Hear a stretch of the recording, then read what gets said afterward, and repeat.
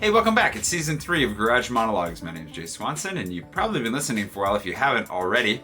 If you're hearing this or seeing it, it means that you're on the public feed, which means that this episode came out about 6 months ago for my patrons. And if you'd like to get on top of that, if you'd like to see these episodes as they come out, support the show, help me to keep it going, because, you know, it's everything's up in the air this year. There are a lot of big changes coming, but let me know over on patreon.com/JSwanson. You can support the show. You can listen to all the episodes from this season right now. You don't have to wait, or you can continue listening to them as they drop every other week for the next 5 or 6 months.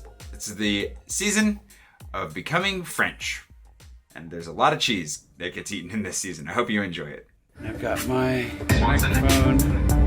Yeah, you want to hold it.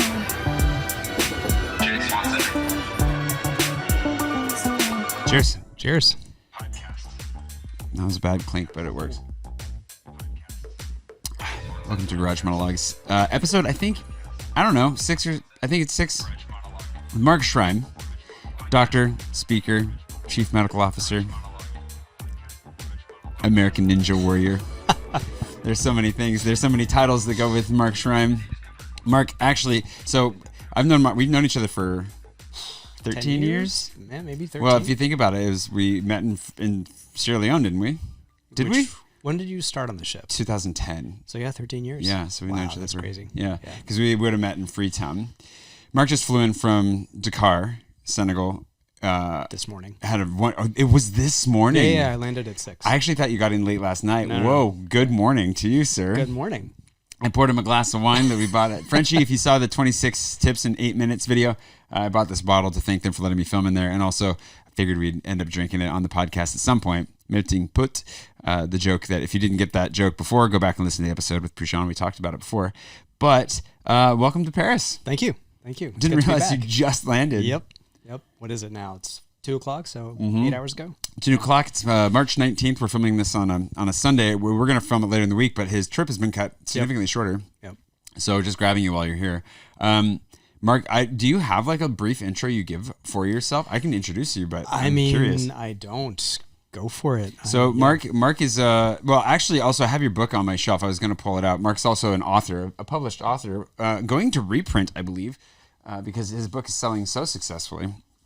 And I left a sign because he stayed here over the summer when I wasn't here. And so I left a Post-it note asking him to please sign my book, which he thankfully did graciously. It was a lot of work. Thank you for spending some ink. Yeah, it was a lot of work. Probably my own ink since it was here in my room. But thank you for No, that's mine. Oh, that is. Look at that. Ooh, I carry a Sharpie with me now. Just that good. I love the Sharpie signatures. So, anyways, the solving for why. There's is this the subtitle? A surgeon's journey to discover the transformative power of purpose, which I was privileged enough to get to read an early version of and give my thoughts on. And it is impressive that you're still my friend after reading an early version of that book. That's how all early books go. They're true insane. Tests of friendship. They really are. They are, because they all suck. They are. But yours is good, and this is a really good. If you want to know his story of becoming, so Mark is a surgeon. He has a very, I guess, a long and detailed history behind him because he's done so many things in his life. And the interesting thing about it is that from the outside, it's very easy to look at Mark and think like, holy crap, how is any one human being this successful and dashingly handsome at the same time? He is are you maxillofacial or ENT? I'm ENT. Yeah, so you're an ENT. On the ship, you perform maxillofacial surgery. Yep. And has risen through the ranks within the organization that I used to volunteer with, Mercy Ships, to the international chief medical officer, which is basically the number 1-ish, number 2-ish guy in the organization when you think about it, because you have your CEO on one side and the chief operating officer on one side and myself. I was chief operating officer. I report up to the CEO. Okay, so you two are right below the CEO. Yeah. So tied for number 2, I guess we could say. There's there's a good 10 of us that report to the CEO. Okay, fair enough. Not to make it competitive here. Really tied for number 2. But given that the organization is a medical organization, right? Pretty essential. That's what I like to say. Yeah, I think you're very essential to the whole experience of a Mercy ship. But the book is really good because all that to say that also it delves into the struggles of actually knowing what you're supposed to be doing, why you're supposed to be doing it, and I think I struggle with this. I think we all do, but like the idea of imposter syndrome and looking at the world around you and thinking like, well, I obviously suck. and regardless of where you are, who you are, or what you've accomplished. Yep, absolutely. And I think it just doesn't go like it gets. Does it never go away? I don't know. I'm almost 50 and it hasn't gone away yet. So got 30 more years maybe. Yeah. That's a good amount of time. Yeah, make it go away. Keep cranking away at it. Yeah. I think it's funny because for me it has changed, but it's always there. Like I think that for me, just diving straight into this, I guess, but for me it's. Well, I mean, I think it's all about comparison at the end of the day. Like if I stop and actually compare myself to other people, then I start to feel it. Yeah. But if I just pull back and just think, no, what do I have? Where am I at? What's enough? Then I don't feel that. I don't feel it anymore. You know what I mean? Yeah. And I was literally just talking to a friend of mine about this morning, who's a researcher, and she struggles with the same thing. She was like, she had a bunch of friends over, and she was saying to them, what's wrong with me? I can't stick to one research topic. I keep bouncing back and forth. And her friends redirected her to say, no, you don't keep bouncing back and forth. You basically master every research question that you're asking. So it's a reframing of, like, it's very easy for me to look and be like, oh gosh, like, what's wrong with me? I can't do this. This is, I'm terrible at this. Nobody wants this. Instead of, looking around and actually speaking the reality of what's actually happening without that color of the imposter syndrome. Yeah, I think I just been thinking about part of it comes back to just who's it talking? I talk about this in therapy enough, I think, but I've been talking with friends about how like the way that I was raised, and we were raised in similar ways. Within the church, and there's an element of like always wanting to curb your own confidence as well, and to be like, well, I don't want to be prideful, so let me not like say too strongly how great I am at something, right? Or actually I'm doing all right at this, because as soon as you're like, you know what, I'm actually pretty good, then you're like, oh well, maybe I'm not, and it's really unhealthy and unhelpful. Also reframing almost that comes in where it's like, well, think about how small you really are. Yeah. Instead of just being able to say like, no, I'm good enough. Right. And that's the balance, right? I mean, there is one can be too prideful, for sure, but also one can be too down on yourself. I mean, the world would be so boring without hubris and the ability to watch people come crashing down. Entertaining. Well, you know what? Actually, it's a really interesting point. There is a protective side to imposter syndrome, because if you don't truly believe you're good at something, then when you fail, or if you fail, then you're like, yeah, see, I knew it. Yeah. Whereas if you come to something with hubris and with like, yeah, I'm great at this, and you feel it, then you've like set expectations so high. It's true. Yeah. But I think both of those are unhealthy because yeah, there is a middle ground where you're like, well, I'm going to give it a try. And then if you fail, you're like, well, I learned something. Yep. And that I feel like there's this, like, we allow failure. I've been thinking about it a lot recently just because I think I'm also just tired and I haven't slept in a week, and that has its impact. But it does. I look at my life and there are areas of it. I think in particular, like being single or like finding myself, this is a lot of it's generational stuff. Like generationally, we're not even hooking up anymore. We can't afford to own property. Right. Like the idea that my dream of owning a Paris apartment feels like winning the lottery at this point. Yeah. I'm going to have to work so hard for it. And then when I get it, I'm probably going to feel guilty because I'm going to know exactly where I came from. And I already feel this way. Like I'm so grateful for what success I've had and what I'm doing now. And I'm so grateful for everybody that's been a part of that. My patrons who are obviously listening to this in real time, and everybody who watches my videos, all that. But like, I already feel like I've kind of been able to step out of the morass into which I was born and stuck. Right. So I have moments where I'm like, do I deserve anything else? Or, and so then I get frustrated with like how far out of reach some of the things that I've always thought were possible in my life are. And then I look at like where I could be, where I come from. Yeah. And then that feeds into it where you're like, well, yeah, it's almost it leads to like a cycle of self-recrimination where it's like, I'm frustrated because I can't afford this. Well, I'm a bad person for not being grateful for what I can afford. Yeah. But is that really enough? And, you just keep going through this cycle where it's like, you just cannot win. Right. And so I think that's that other side of it where it's like, well, let's just take a step back here. I think it's okay to want to be able to afford to have a house or an apartment. I also think it's okay to, I don't know, to grow and to move forward in life.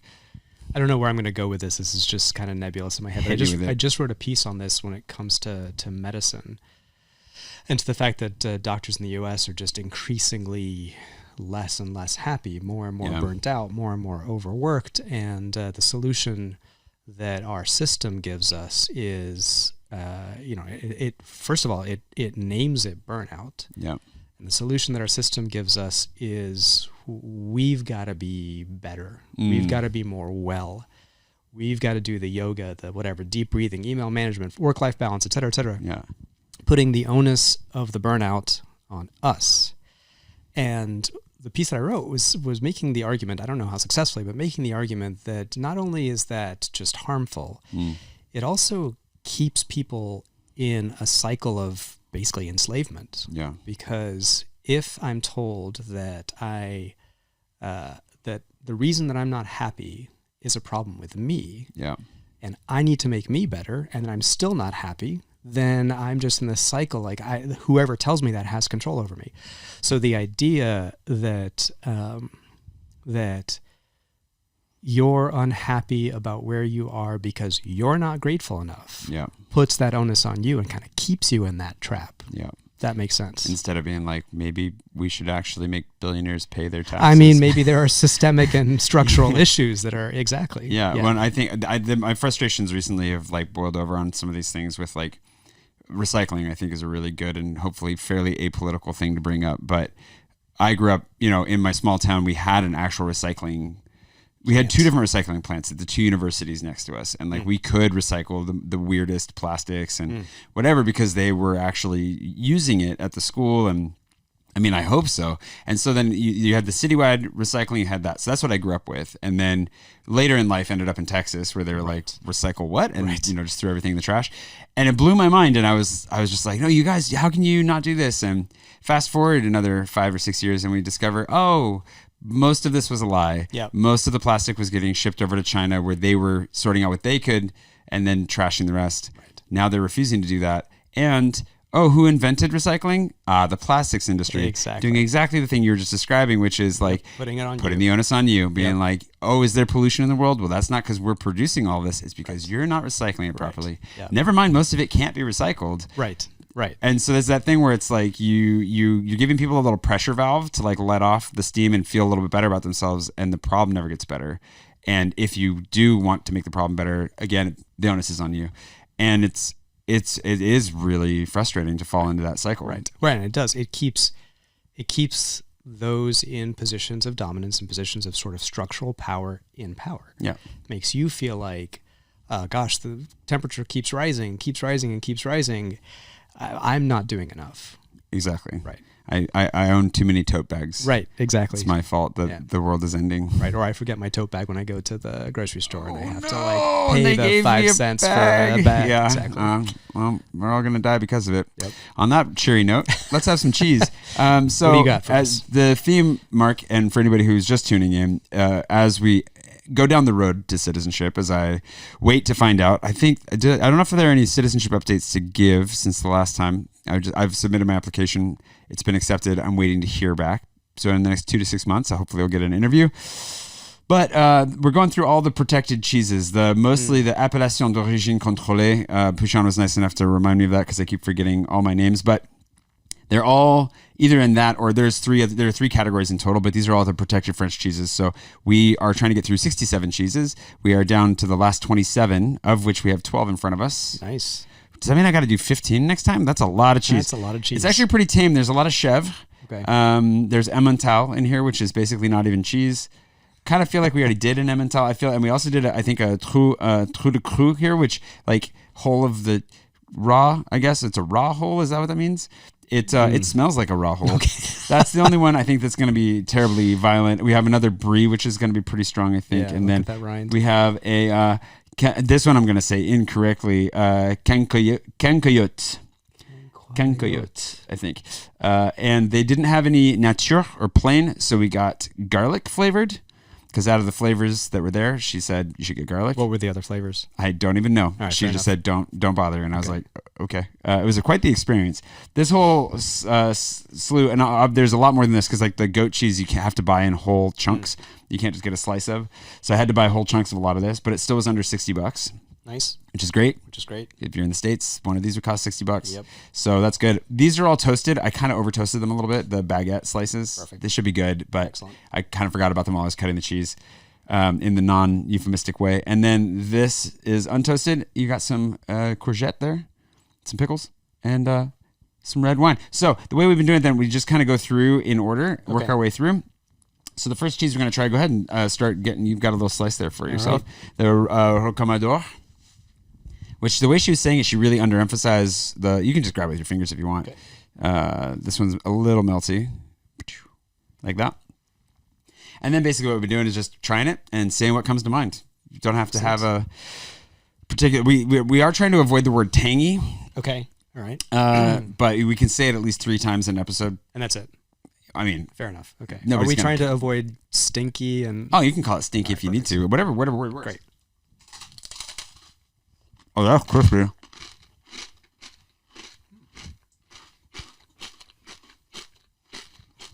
That's a chèvre. It's really good. The thing is, we were trying to say too for people that, where are you at on cheese? Do you have any cheese that you don't like or don't eat? Nope. Okay. I eat all cheese. Good. So, did you evolve to that level, or have you always been pro cheese for all cheese? No, I evolved. I grew up in Texas. Yeah. So you've spent time in Texas. I have spent time in Texas. When I was growing up, our like reward, if you got good grades or whatever, was to go to this one particular chain restaurant that only Texans from the like 80s and 90s will know. It's called Steak and Ale. That's amazing. Steak and Ale would have this salad bar of like all the most pre-processed stuff. Yeah. And the salad that I would get, was those canned black olives and shredded cheddar cheese. Amazing. So that's where I started. Amazing. And now. Oh, equally. I mean, I was offended by so many kinds of cheese, and we talked about this last week. Like, I was really disappointed because there was one blue remaining, and I really wanted to get it, but they didn't have it. And when I was a kid, and even actually into early adulthood, blue cheese and I was the worst. Not friends. Yeah. Now, I love it. I don't know if this is proven or just a theory, but apparently as you get older, your taste buds get less sensitive. Oh, is that why? Which is why adults can have things like, stinky cheeses and not get violently. It's possible, because isn't that also, there could be a confluence of that and basically the hedonic treadmill to some degree. Could be. Where your brain is just used to this flavor, so like it needs more and more. It's both, like it's both that you probably your tongue is dying slowly as you get older, and then your brain is also the elasticity of your brain makes space for bigger things. This next one is the Mâconnais. So it's a Mâconnais, which is a Burgundy cheese. Mâcon is the place. I didn't know that they had their own cheese named after them, but this is where I did vendange, the grape harvest a few years ago. I might do it again.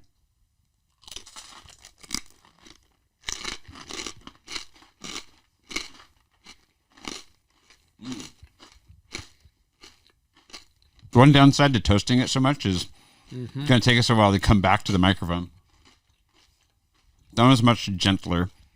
This one has that dry, almost crumbly, like feta-like texture. Much milder. The first one was sharper and also had it was a little bit more melty. It's gooey. That's good. Okay, we'll keep dishing them up. Here's one for you. Thank you. And one for me. I guess I'll go with a more lightly toasted one this time. We are on the Pélardon.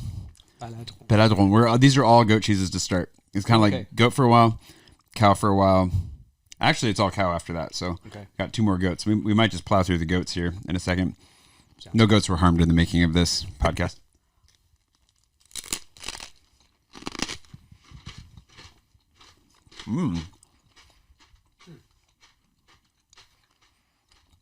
We're back to like moist creamy. And you only get the goat briefly. It's really aromatic. You're getting goat in the nose. That's what everybody's looking for. What do you want? Goat in the nose. It's really nice. So it's kind of almost sweet at the end.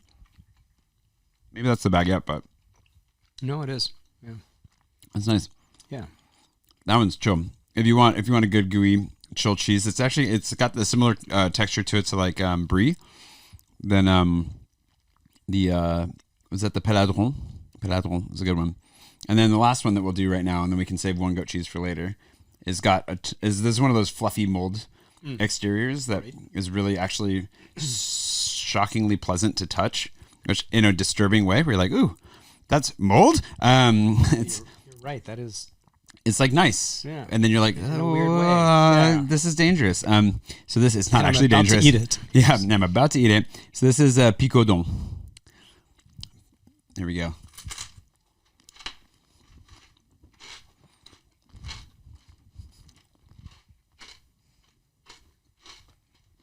I'm getting a touch of wet dog.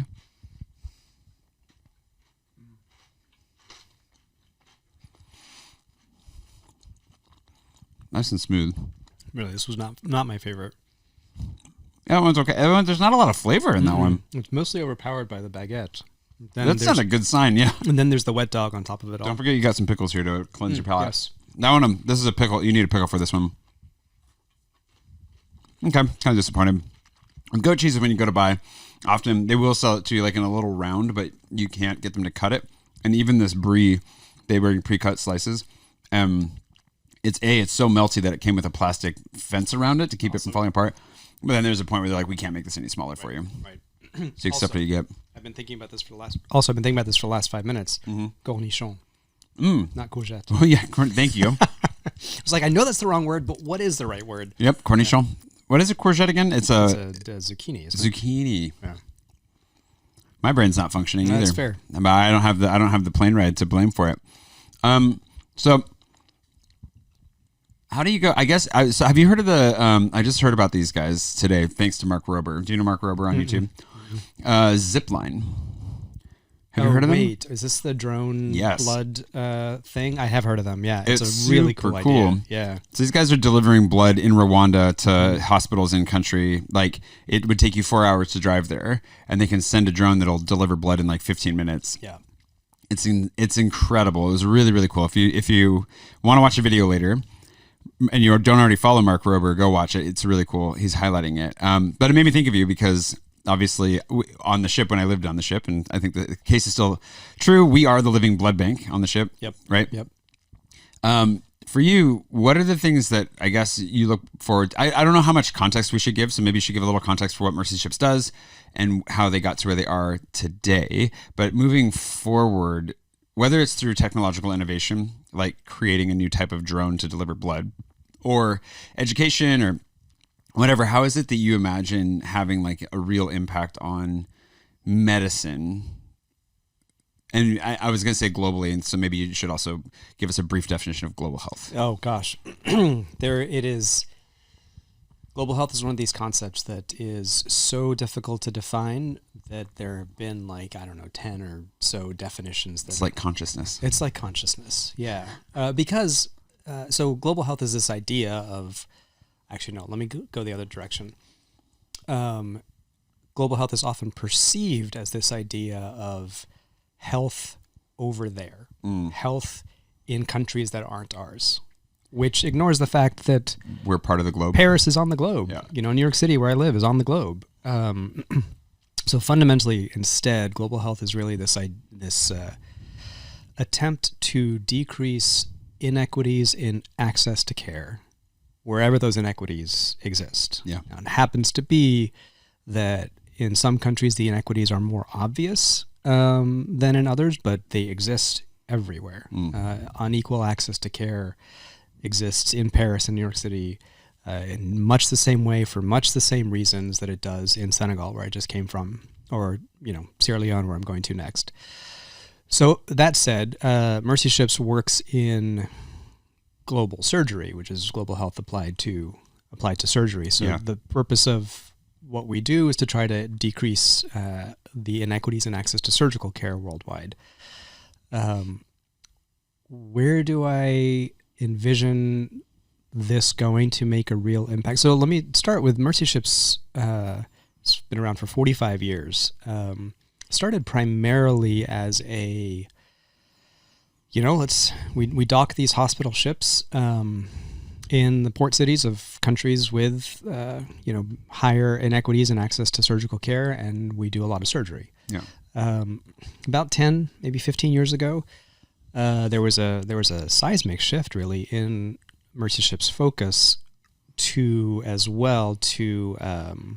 education, realizing that that there's a quote from Desmond Tutu that I really like. It says, at some point, we need to stop pulling people out of the river, and we just stop just pulling people out of the river and start asking why they're falling in the first place. Yeah, I love that. And so it's the shift to, yes, still pulling people out of the river, and also starting to ask why are they falling, what What's are the happening sources upstream? of inequity? Yeah, exactly.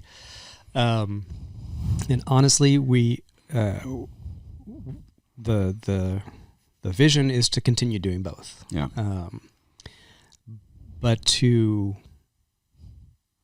invest even more in longer term engagement in sort of training and building of surgical ecosystems. I could talk about this forever, but there's the late Paul Farmer, for anyone who knows global health, a fairly big name in global health. He died last year, but he used to say that access to care requires 4 things. It requires space, stuff, staff, and systems. We on Mercy Ships are primarily focused on the staff side, primarily focused on the workforce side of things, with some emphasis on the others. But the workforce, the lack of surgical workforce is pretty insane. Yeah. In the U.S., there are about 64 surgeons, anesthesiologists, and obstetricians per 100,000 people. In Madagascar, it's 0.8. That's insane. That's insane. I was just gonna say 64 still seems low. I don't know if it is, Right. but but 0.0 is 0.08. 0.8. Okay, 0. Still, it's That's a fact. That's like 80 times more. Exactly. Yeah. So that's where we're trying to really invest is It's almost 2 orders of magnitude, isn't it? Yeah. That's jeez. Is just a little bit of, so we are in country, the ship is in country for 10 months or so at a time. Yep. We engage with countries for 5 years at a time. At the end of those 5 years, can we look back and say, there are more, whatever it is, surgeons, anesthesiologists, biomed tech, perioperative nursing, et cetera. There are more of those people in the country because of the work we've done than there were 5 years ago. The question that keeps bouncing around in my head for a little bit of context also within like the training that goes on and the ability to actually level people's skills up within country, how do you fight against the potential for further brain drain as a result of your presence? Like you skill these people up, but then they have an opportunity to leave, maybe quote unquote to study, but then they never come back. Yeah. Or they happen to already have a connection with a country like France, a former colonizer that they have an inroad to. Right. I know that that's been a problem in the past. Is that a continuing problem? It is. Brain drain is a continuing problem for sure, and it costs donor countries whose countries whose people are leaving. It costs them on the order billions of dollars per year. It's insane. In sort of health, in the costs of people not being treated because the doctors, nurses, etc., are no longer there. We do want to work with organizations, and there are some organizations who have shown high retention rates on the order of 90-95% of their graduates stay on the continent, and something like 80% stay in their country. Yeah, that's good. It's good. I mean, it's not It's amazing, not 100%, but like it's it's still good because you don't want to. You can't blame them for also skilling up and wanting to. No, of course. The same thing we were talking about earlier, right? Like you have a chance to provide a different, better, maybe life for your family. Right. And that's the thing. It's, often it's framed as you can get paid more in Paris, which is true. Yeah. But also, you're a surgeon, you train to do all these sorts of things. Yeah. But then you are working not necessarily in institutions where you can do it. The satisfaction of doing your job may not be present. May not be there. Your education for your children, et cetera, et cetera. So there's a whole bunch of factors. The cheese platters. Speaking of privilege. Yeah. I do want to say one thing that you talked about upskilling providers. Yeah. Or leveling up the skill of providers. which is a lot of what Mercy Ships has been doing and will continue to do. There is a slight shift in our focus now, because the issue really isn't that the surgeons in the country are not skilled.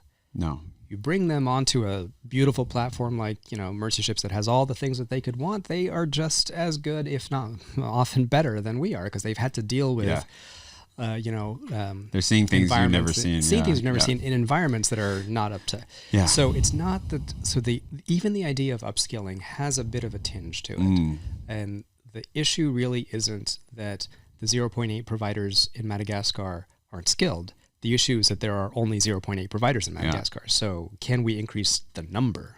Can you increase the number? And also, I remember stories from Gary and others. I'm sure you've told stories similarly to like what you're talking about as far as like maybe you have this fully competent and completely well-educated, skilled surgeon who comes back, but then their support team doesn't have the same education. Their nurses don't. They don't have the supplies because whoever's running logistics doesn't think to order stuff a month in advance or however long it takes. So then you also run into these problems where maybe focusing on the surgeon is the wrong thing. Maybe you should go in and figure out how to help the guy who orders soap think about ordering it 3 months from now. One of the reasons that surgery has been neglected in the global health conversation is exactly that. I use the example often, and actually let's talk about COVID, for example. I used to use the example of HIV treatment. Treating HIV is hard.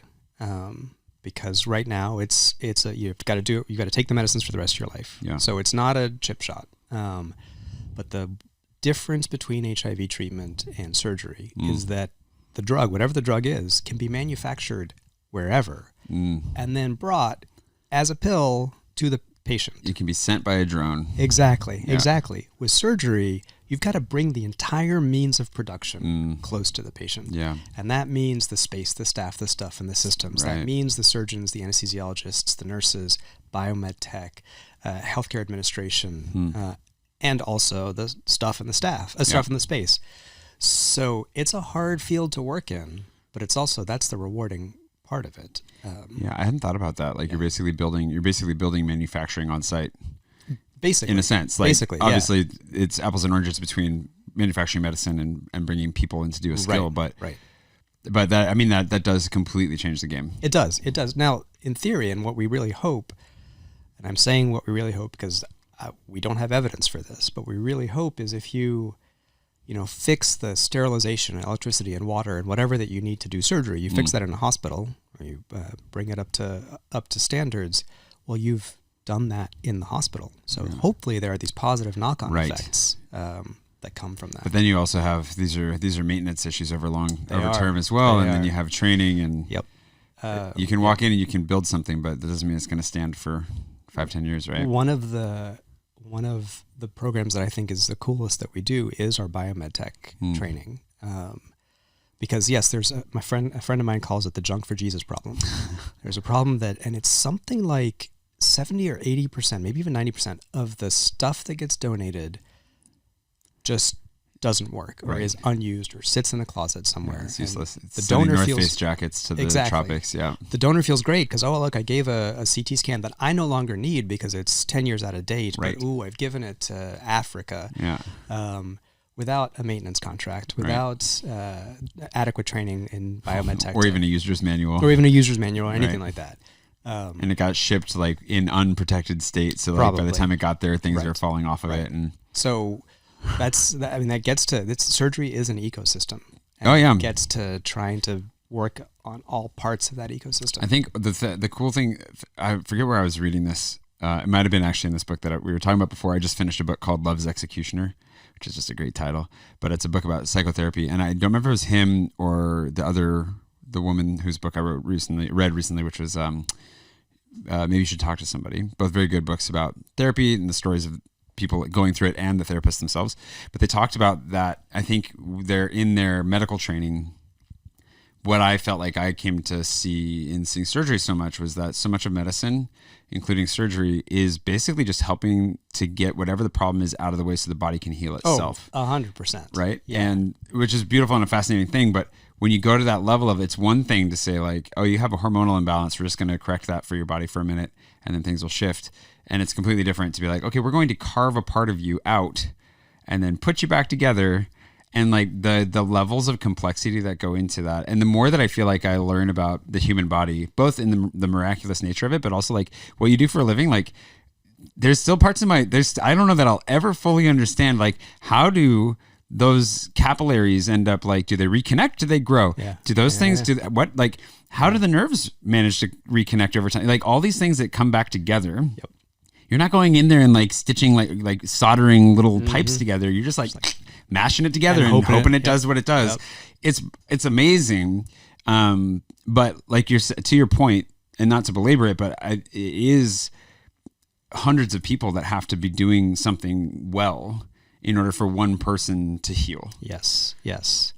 And at all levels, right? Like all support, like you're talking about sanitation or even just electricity, like making sure that the grid that you're plugged into doesn't go out in the middle of surgery. Right. Making sure that like things are actually properly cleaned and sanitized, making sure that people wear gloves. Like was it in Congo? This probably happens all over, but when we were in Pointe Noire, wasn't it there that they would literally give shopping lists to the patient? Oh yeah, a lot. That's a lot of places. And it's like you go out into the market, you find all the stuff we're going to use for your surgery, and then they're like, "Well, we got half of it," and they're like, "Okay, well, here we're going to do the best we can. Yep. We don't have sutures, but staples, whatever it is." And it's the idea of putting a ship on a hospital and sailing it into a country is kind of odd. Yeah, it's weird. But you're getting at exactly. The reason that we can do some of the complex surgeries that we do, again, is not because we are any more skilled than the surgeons and anesthesiologists that are there.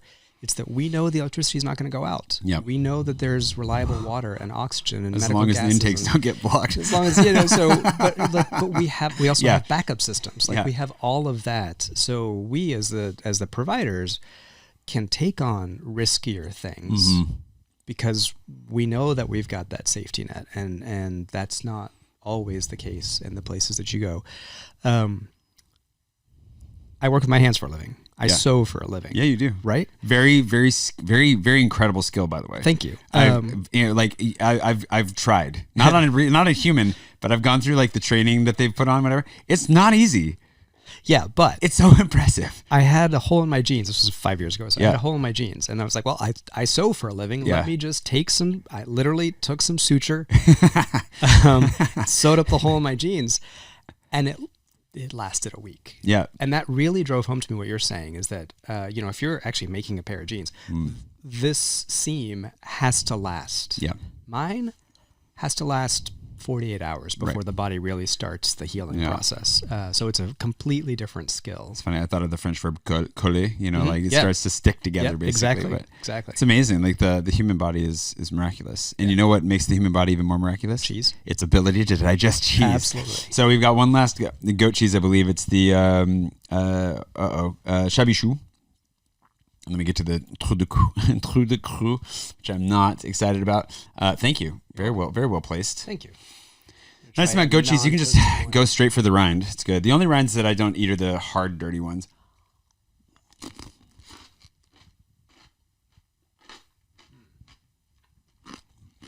Stronger than the last one.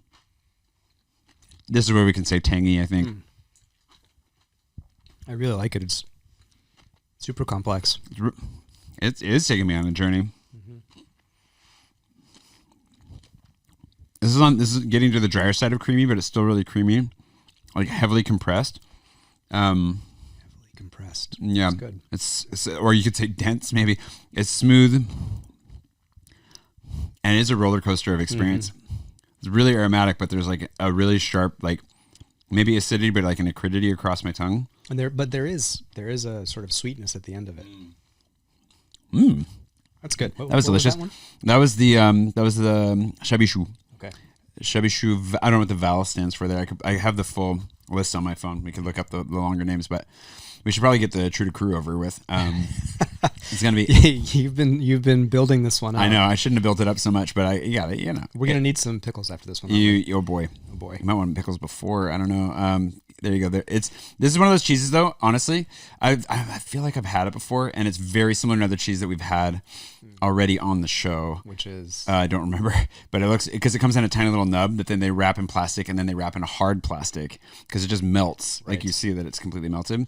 And as soon as I opened it, I said this last time, but basically anytime you get a cheese that's wrapped in plastic, it's either because it's going to melt as soon as you open it, or it stinks to high heavens. Right. This one is both. It's both. Great. Yeah, but it could be delicious. Oh, I don't like that smell. Mm-mm.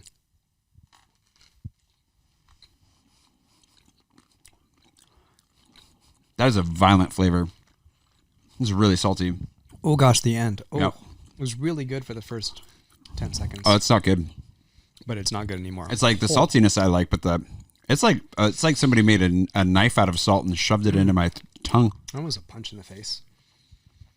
And then you get the barnyard. That's exactly smell. what it is. That's exactly what the punch in the face. Oh, The barnyard smell is a nice way of saying hay that may have already gone through an animal. mm-hmm. Time for pickles. Yeah, pickles for sure, and maybe some more wine. Ooh, oh yeah, and then just going ooh, like I'm back at the state fair all of a sudden. You went to state fairs growing up, right? I did. In Texas? I did. I'm glad we got through that one. Now It's all downhill from there. It's all downhill from Because there. the next one is Gruyère, I'm pretty sure. Yeah, it's a Gruyère Reserve. Hard cheese that I really like. Don't need any bread for this necessarily. I'm not saying you can't have bread, obviously. But that's when you get to these ones, you can just munch on them. I love Gruyère. It's really good. It's got a bit of that manchego-y nuttiness. Mm-hmm. Even though it's cow, not sheep. Cows like nuts. I don't know, actually. That's good. This one's sweet. It's actually got like a very fruity. It's making me think of like, I don't know about apples or something elevated, like something like not citrusy, but something like red fruits maybe or something, you know? I don't know. It's delicious though. It's delicious. So, and then you're going to have a big letdown because Emmental is next. Still good. AKA Swiss cheese. Swiss cheese, yeah. It's, I mean, it's fine. It's just kind of, well, let's find out. I'm prejudging. Maybe this is going to blow my mind. Right, like this may be the like platonic ideal of Emmental. Because I'm pretty sure this is from Savoie. One of these cheeses was actually, I think it's a Gruyere, was actually from Switzerland. Full disclosure. So not an AOC. They didn't have the French version. Right. But occasionally we're going to just have to do the best we can. Delicious. The Swiss cheese, ironically, is French, I'm pretty sure. No holes in this. Well, there are holes in part of it, I think, but yeah, I don't. And the texture, it's rubbery. It's rubbery. It's like string cheese Yeah, but string cheese at least has more flavor and more fun. and way more fun. Yeah. Oh no. Oh, It's funny how I'm gonna finish it. you finish it. Go ahead. It's still good. It's just boring. It's fine, but there's actually something to me with the texture that's unpleasant. And like the only flavor that's coming in is like that tangy adjacent. It's like Does that count as one of our three tangies? No, it definitely is not a tangy cheese, but it's got a metallic through line that like I don't like. It's like I'm sucking on pennies. So it's like if you bit into like a snotty penny. I'm glad I finished it before It's you not said nearly that bad. It's but not. It's decent. It's just fine. It's just boring. It's just not. really boring, and also I actually am not. Yeah, maybe it's the Trou du Cru or something but something about it. Well, we just came off of. I know we can't. The Gruyere was really Gruyere, good. yeah. Okay, so that was the Emmental, and we have a Tome de Bauges, Okay. which it was a good thing that she said that out loud for me because I would have totally mispronounced that. Like Tome de Bauges, you see it? Yeah. Huh. Like Place des Vosges, Yep. but spelled totally But differently. not. So this is the Tome de Bauges. It's got a really crispy rind that I will not be eating. It actually looks like bark off of a tree.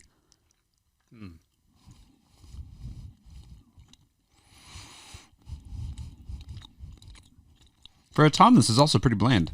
Oh, really? I like it. There's a cheese that my dad used to like. I'm Lebanese by descent, and I thought you said by the scent. by descent. I'm Lebanese by It's like, descent. is that what the smell is? It's delicious. And there is a cheese. I cannot remember the name of it right now, but that tastes very much like it. It like brings back memories of being 5. I love Tom as a whole. with the name and just the look of it, because it looks really aged. Yeah, it does. I totally expected it to have more of a kick. Not that Tome is usually pretty mild cheese. It's not ever strong, but it's usually very flavorful. Anyways, yeah, that was pretty good. Have you been? I don't actually know the answer to this. I feel like I should. Have you gone to Lebanon with your family? Not since 1987. It's a long time. It's a long time. I was 2. Yeah, don't say that. I was 13.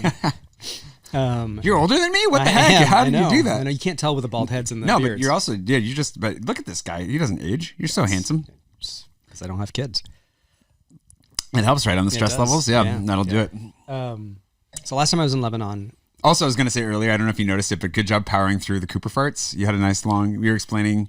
I totally missed the Cooper farts. I'm glad you did. I took it all. I was like, wow, he's doing a great job. Like, I keep resisting referencing this. Missed it all. Speaking of kids, farts and stress, not that Cooper's a kid. Anyways. He is, though, still. He's still, 2? Yeah, he's a year and 4 months. Okay, yeah, he's still a kid. Nearing the end of his adolescence. We can talk about Cooper in a minute. I didn't mean to interrupt you. Sorry. No. So, last time I was in Lebanon, there was this ice cream shop near where some of my family live outside of Beirut that we as kids like adored and would go there like every day. So on our last day, we went there and had a whole bunch of ice cream. And this was at a time when Americans could not fly into Lebanon. Oh, so we had to fly in. You had to fly into either Syria or Cyprus and then make your way into Lebanon. Because you were born there, weren't you? Born there, yeah. But they didn't recognize that. I think I was American because you had American citizenship. Okay. Yeah. So we'd flown into Cyprus and taken the overnight ferry in. That's cool. And we're taking the overnight ferry back out, and I got massively sick, like food poisoning. Ended up in the hospital. Oh, wow. Like IV, et cetera, et cetera, et cetera. Whoa. And for however many years now, I'm not going to say how many, the name of that ice cream shop has sort of been, it's been this story in our family. Yeah. So when I was living here in Paris in this apartment last year, that ice cream shop is now here in Paris. Interesting. And it's got a long line around it. Have you been to Bachir? No. In the Marais? No. Yeah, it's really good. I actually went there I've to heard of it. Get over the... Right. And I survived, did not get sick. It's good. It's good. It's very good ice cream. It may not have even been the ice cream. It might have been the ferry food. Who knows? Yeah, it might have been. Who knows what it was. Don't sue us, Bashir. That's right. You redeemed yourself. Yeah. This was, 40 years ago. I had a tragically similar experience with sriracha. Really? Yeah, I had this thing, had 2 or 3 times where this is going to get gross for a second. So feel free to fast forward a solid 2 minutes just in case. Where are we at on the time? All right. But basically, like, I had this thing that happened a couple times where, like, I would get some really bad heartburn. It was basically because, like, the sphincter exiting my stomach just wouldn't open. Yeah. I guess. And so then it just would build up, and then it would lead to some very unpleasant nights, both between the pressure and the reliefs of that pressure. And the first or second time that happened, I think it was the second time, it was right before I hopped on a flight to Paris. Oh, gosh. I had eaten with a friend and just put sriracha all over it. So sriracha was what was stuck in my head, as this is what did it. And it took me so long to be able to actually eat sriracha without having a guttural response to it. Which is a shame. Which is terrible because sriracha is delicious. It's amazing, yeah. So now I'm over it, but I still, every once in a while, like Pouchon has like 3 different types of sriracha that like the hemp sriracha is shockingly good. There's hemp sriracha? Yeah, it's really good. And so like we'll put that on the food, whatever, and just every time I taste it, I'm just like, I'm fine. But it's amazing how your body responds to food like that. Yep. Because it doesn't want you to get poisoned and die. Well, it's no longer really used all that much, but one of the old treatments for alcoholism was something called antabuse, which was a drug that would make you throw up if you drank alcohol. Ooh. To implant that psychological connection between alcohol and throwing up. That would do it. It's a really horrible and barbaric treatment. But, you drink enough alcohol, you'll do it anyway. That's true. Yeah. Man, yeah, we talk about that a lot because, like, I think also the cheese conversation has been ongoing in this season, and for me, like, I want to make sure that I reemphasize in the videos that I make, especially, but like that, like their food is dangerous, right? Like intrinsically, what you eat, what you put in your body, can kill you, and so there's an evolutionary, psychological. There are all these reasons why new food is scary. It's legitimate. You've been wired that way, right? So like when you come to a new place, you try new cheeses, they smell like barnyard, whatever. And you're like, I don't know about this. I feel like I have struggled with this in the past. I don't anymore. I feel like a lot of people struggle with like that self-recrimination of like, oh, why am I not refined Cultured or adventurous enough. or exactly. Yeah. And the reality is, it's like, no, you're having to fight against your programming to try new things because you weren't raised with this. Right. You don't know. Right. Like I had sriracha, I knew better, and I still refused to eat it for a long time because like it just made I felt physically ill whenever I smelled or tasted it. And all that to say, if you're here and you really need to go to McDonald's for a break and just to de-stress and have some, no judgment, that's totally fine. But yeah, I don't know. It is interesting. Like we get wrapped up in this, and it's really nice to be in a place where I enjoy all of this. Well, to some degree, except for one. Yeah, except for one. But you know, I mean, I actually still appreciated elements of it, and that it just takes repetition, right? Just like you got to put in the. And also the new food that we tend to be eating. Sushi is a great example. Right? Can actually make you sick. Yeah. Well, it can actually make you sick, but it's also it goes against all the things that you were taught. Right. Right. Eating snails. Why would you ever eat snails? Why would you ever eat insects? Why would you ever eat something that has mold growing on it? Right. All the things that you've been taught are wrong. Yep. All of a sudden, these new foods force you to True. confront. You have societal pressures as well. Yeah. Getting trained to miss out on good stuff. Yeah, it's true. What have you found has been the biggest help for you in trying new things and taking those kinds of risks? You know, I don't know. It's this, I don't know when it started, but this like rule in my life that I will try anything twice besides heroin, because nobody tries heroin. Fair enough.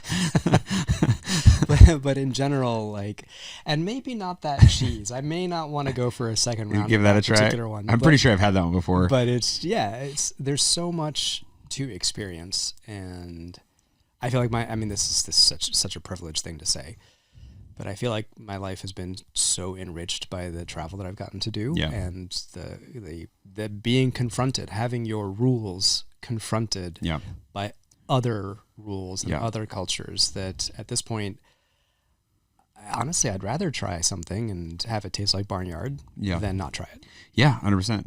I think similarly, like I'm in a place where I've tried to, I mean, unless something's absolutely horrible, I guess, but like I would like to always be open to coming back to it. Because also a lot of these things you don't run into that often. Right. And I find that my palate has changed so much. I used to hate pickles. There's so many things I used to not eat. And for me, I look at it and I think, and I feel like I've said this before on the podcast, but I feel like for me, it's like your gym teacher being like, the only person you're treating is yourself, you know? Right. That's exactly it. That's exactly. And so like the only person that's missing out on pickles is me.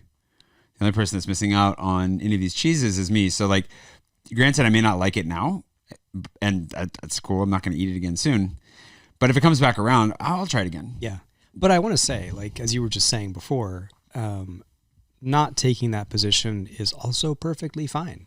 Right. Like, it is okay to be like, no, I really don't want to put raw fish in my mouth. Fair enough. And that's my line.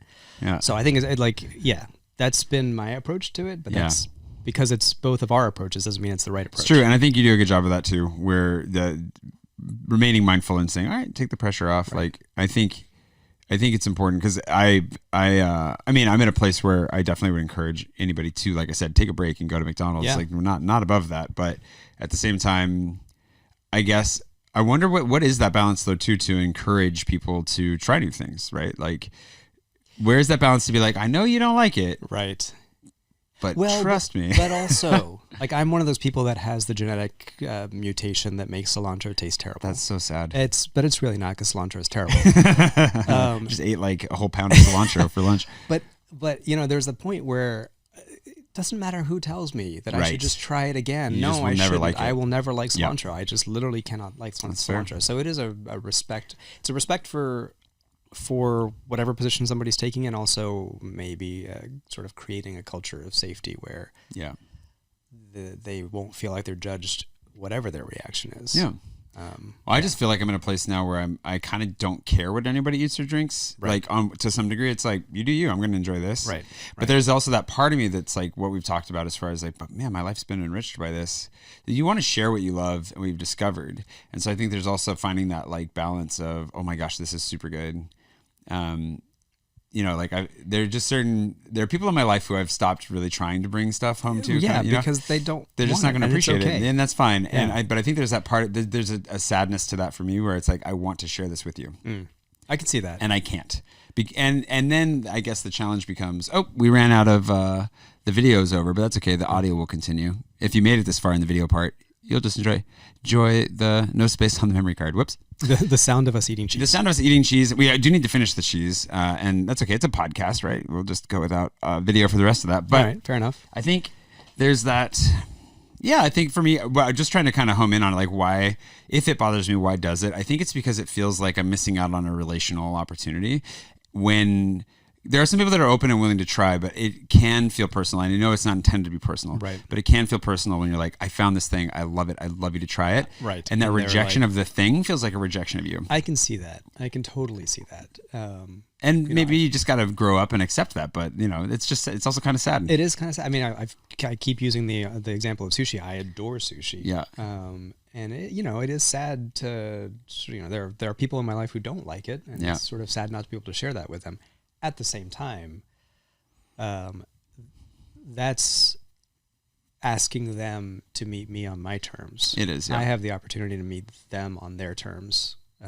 It's true, but relationship has to be something that goes. It's a two-way thing. Yeah, absolutely. And I think if you're always meeting people on their terms, it's not a relationship. Sure.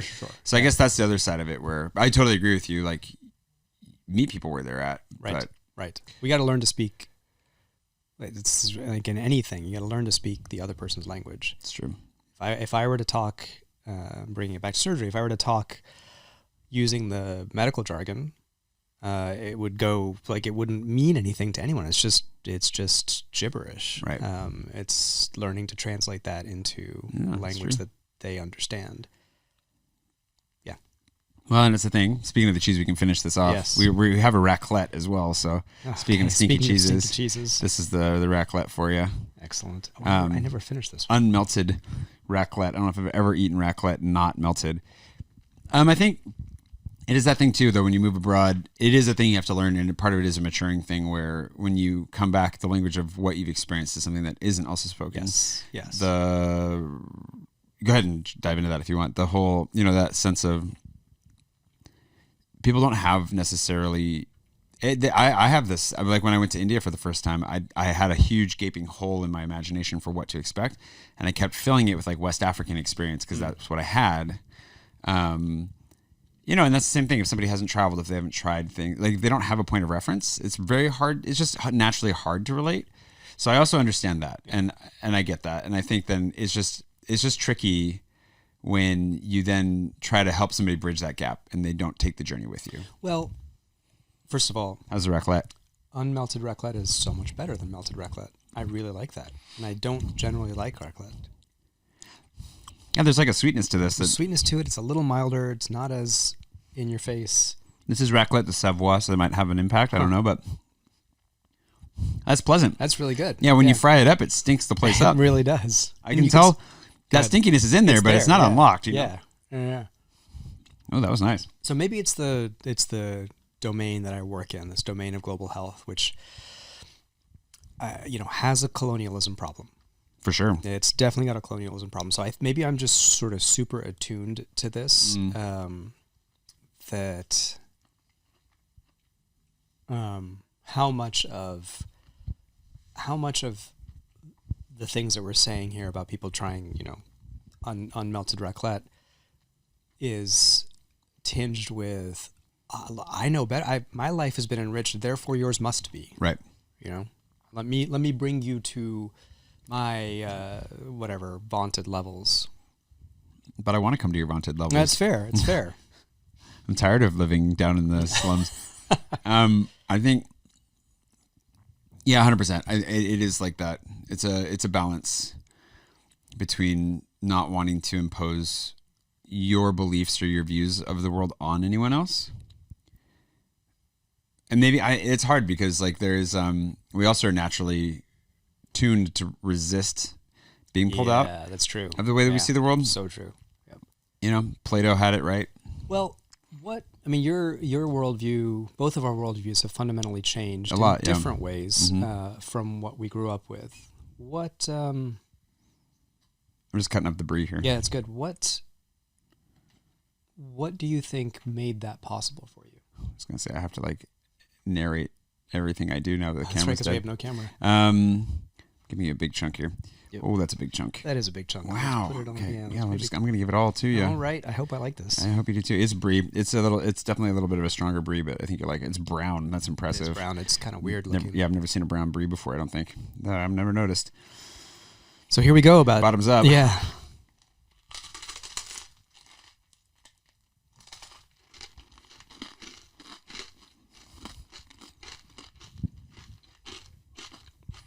All right, that's our third and final tangy, I think. A very metallic taste too. Yum. But like it's like a crinkly metallic taste.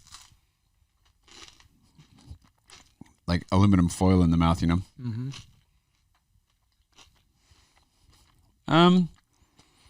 It's all right, but I prefer Brie de Melun. Yeah. Oh, and there's a weird like after exhale to it. Yep. What is that? Yep, it's in your nose. Yep. Oh, I don't like that. This is why you gave me the bigger piece. Well, yeah, I'm glad I did now. I was a little jealous for a second there. I was like, oh, maybe I'll take some of that. Nope. I'm pouring some wines just so I forget this. To answer your question, that's so weird. If you breathe out, if you exhale through your nose, Yep, that metal goes up into your nose. it's metallic, but it's also like, it reminds me of, it's like almost a similar sensation to having water up your nose. Mm-hmm. All right, don't recommend. And it lasts for a few breaths. Too. Oh, it's lasting for a lot of breaths. I gotta, let's breathe the wine up through your nose. Ooh, yeah. I will. Swirl the wine a little bit. Oh, it doesn't agree with the wine either. It really doesn't. Oh, what would really you pair? does not. You pair that with turpentine? What would you? That's like a bad alcohol. That's like a bad spirit, is what it's reminding me of. Pair it with pickles. Oh my gosh! Wow, that was a sleeper. I totally thought we were done with the bad cheeses for this. I think maybe it is a disposition that's different. I always identified myself more with people that made sense in a way, but I also never could jump into that camp. I belonged over here, but I saw people over there who were open to the world. I admired people who were open to the world.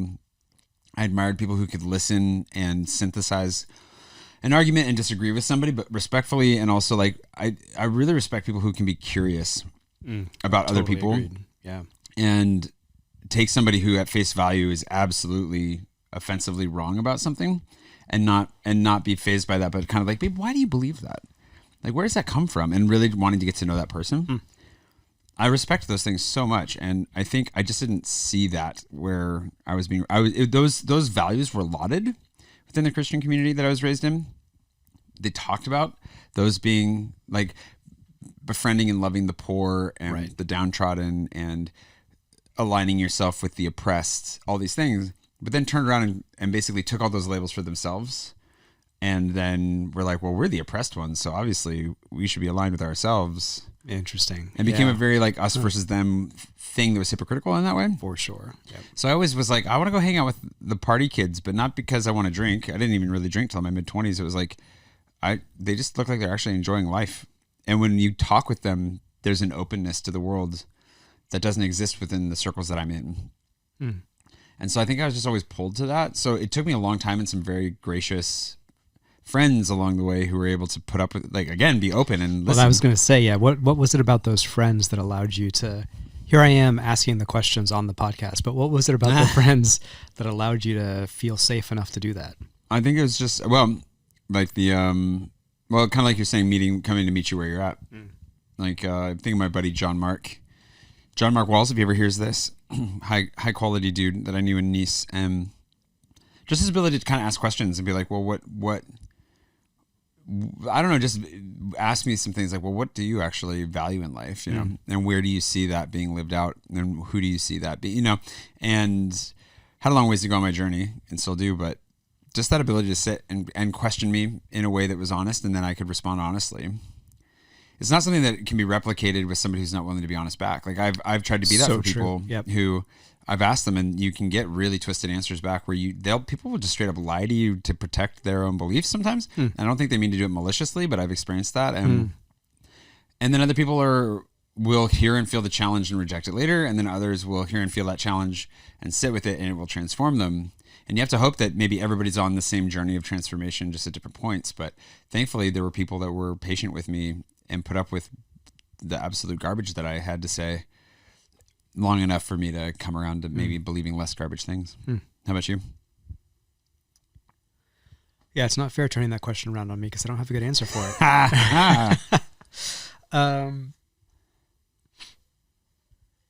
I mean, I think it's similar. I think it was, I also grew up in a somewhat insular thought environment. And it really was insular thought environment. Yeah. Really was meeting people outside of it. And I think it was just realizing that there are multiple ways to see the world. I knew that. I just knew they were also invalid. Well, no, I was about to say multiple valid ways to see the world. Exactly, yeah. That's a hard thing to see, though. It is. Then you're raised to believe that there's only one way to see the world. Well, but you know what? It's hard on everybody. I mean, we come from a particular sort of evangelical stripe. Right. And so we see it in the way we grew up. Yeah. But that same posture exists in some of the people that helped us open our eyes. Yeah. Still take that same posture, just on the other side. Yep. Here you go. All right, so this is the garlic. Cheese. This is the one garlic that has the garlic Cancoillotte. Feel free to correct me in the comments. The garlicky smell was pretty strong when I opened this.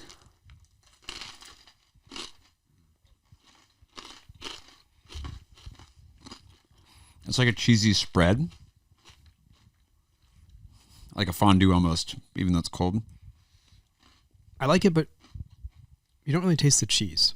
It's a vehicle for the garlic. Yeah, the garlic is the strongest, which I love, and it's helping to cleanse my nasal passage after that last cheese. Yeah, but it's mostly garlic. It's like a garlic cheese. This would make a good garlic toast. Mm-hmm. You probably have a heart attack after, but it'd be worth it. And there we've done it. And gotten through all these cheeses. We had another dozen cheeses knocked out. Yeah, I guess if anybody's out there like that sees,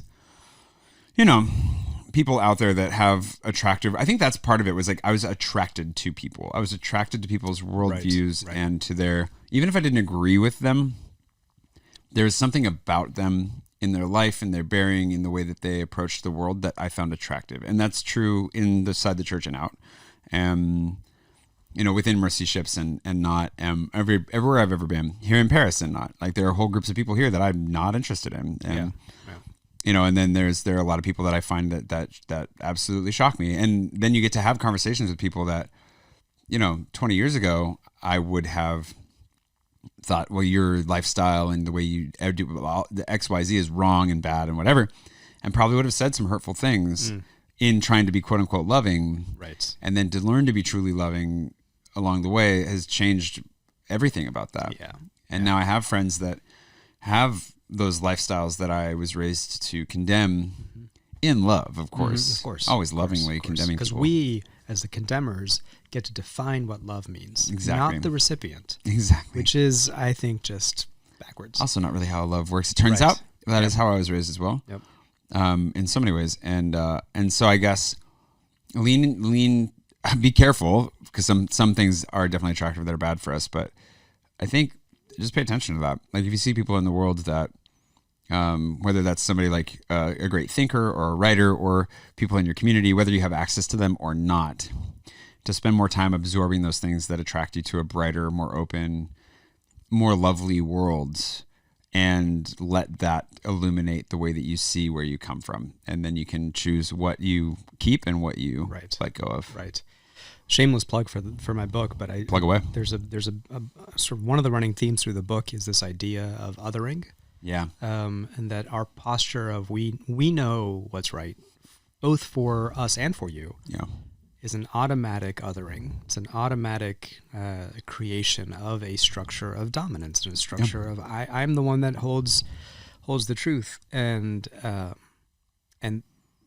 whether or not it's intended, it puts the person at a distance from you, and it just slightly dehumanizes that person into a project or into a and that's with the openness and the curious. I love that word, the curiosity and the posture of a learner goes a fair way to sort of mitigate. Is I should be learning from you. Yep. Should learn from your experience, and to the question of like, what does it mean for you to feel loved? Yep. What does love look like for you? Because that's how I can love you best. As opposed to seeing you as some, capital O other. Yeah. Well, I've been thinking about that, like with this book, but also in conversations I've been having, that recognition that your entire emotional experience is only happening within you anyways. Yeah, very true. And loving someone else, feeling loved or seen, or like there's a connection with somebody, often is something that's also purely happening within yourself, which is where you get people that are obsessive with people that they've never met or who don't have that connection. We looked longingly into each other's eyes for so long, and I felt this connection. The other person's like, I'm hungry. Whatever. Why is he staring at me? Why is he staring at me? And so that, like, coming to a place where you recognize that all these things that we do are, I guess, for better or for worse, like they are within, to some degree, our control. And like, to get to your point about othering being something that's dehumanizing and distancing, and like the reason that we do that so often is just for our own like unhealthy benefit, as far as right. And I don't know, just listening to you describe that is something that I felt the hypocrisy of being like, oh well, I'm here to love you and listen to you, but like it in the back of my mind, it's like, this is my project. Like I do have an agenda. I do have a reason that I'm doing this. Right. And it's really all for me. It actually isn't for this person. Like, I'm looking to score some points for saving them, Oh, but it's for them because obviously they need to be saved. But I'm like, yeah, but I'll look pretty cool. It's whatever. Easier to see the world through certainty. It's easier to see the world through certainty and through like, well, I've got the answers. Uncertainty, mystery are hard for us as human, especially as sort of post-enlightenment rational human beings. Mystery is not something we like. No. We want to have an answer to all of these things. I'm going to actually end this on a quote from another book that I started recently called The Body Keeps the Score. Oh, I need to read that. Is it good? Yeah. Okay. It's been on my list for a long time. It's a little bit more academic than the other ones I've been reading, but not unapproachably academic. It's very good. And this one actually took me, I had to reread this like 4 times. It might have been very late and I might have had some drinks, but this is Rainier Maria Rilke, who's just the quote that opens this chapter. But she says, be patient toward all that is unresolved or unsolved in your heart, and try to love the questions themselves. Live the questions now. Perhaps you will gradually, without noticing it, live along some distant day into the answer. And that will leave you with that. Thanks, Mark, for coming on. Thanks, Jay, for having me. The link to his book about boats in the bio. Links below to his book. Thanks for listening. Thanks to my patrons, of course, for making this all possible. And see you again in a couple weeks.